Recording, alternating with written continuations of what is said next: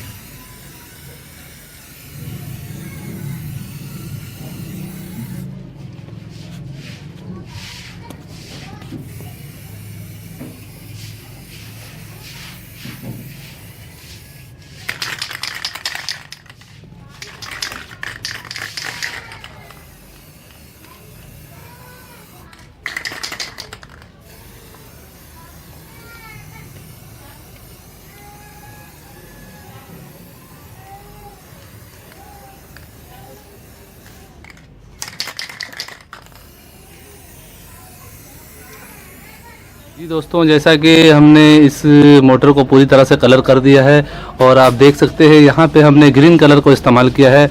आप अपनी मर्ज़ी का कलर ले सकते हैं। इस स्प्रे में तकरीबन कलर मौजूद होते हैं, हर तरह के कलर मिलते हैं।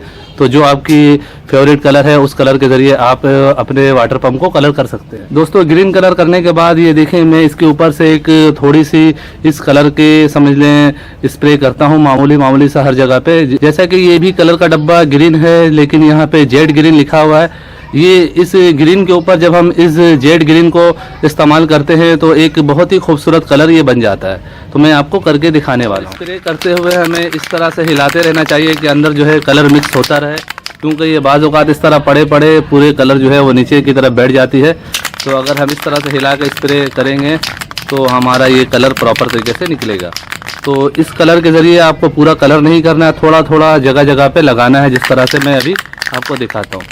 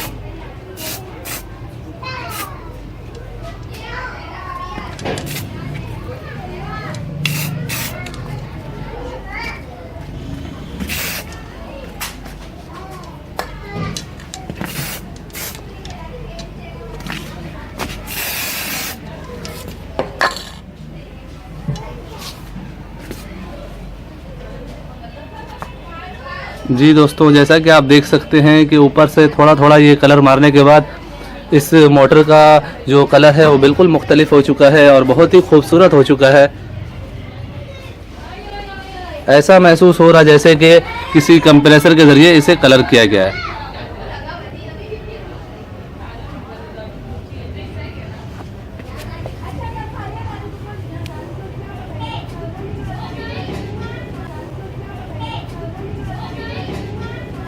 सो दोस्तों, आज की ये वीडियो यहीं तक थी। वीडियो अच्छी लगी हो तो इसे लाइक ज़रूर कीजिए और अपने दोस्तों को भी शेयर करें। और अगर अभी तक आपने हमारे चैनल रज़ा इलेक्ट्रॉनिक्स को सब्सक्राइब नहीं किया है तो काइंडली इसे सब्सक्राइब कर लें और साथ में बेल आइकन भी प्रेस कर दें कि ऐसी अच्छी वीडियो आपको रेगुलरली मिलती रहे। दोस्तों, अपना बहुत सारा ख्याल रखिएगा, अपनी दुआओं में मुझे भी याद रखिएगा। मिलते हैं नेक्स्ट वीडियो में। अल्लाह हाफिज़।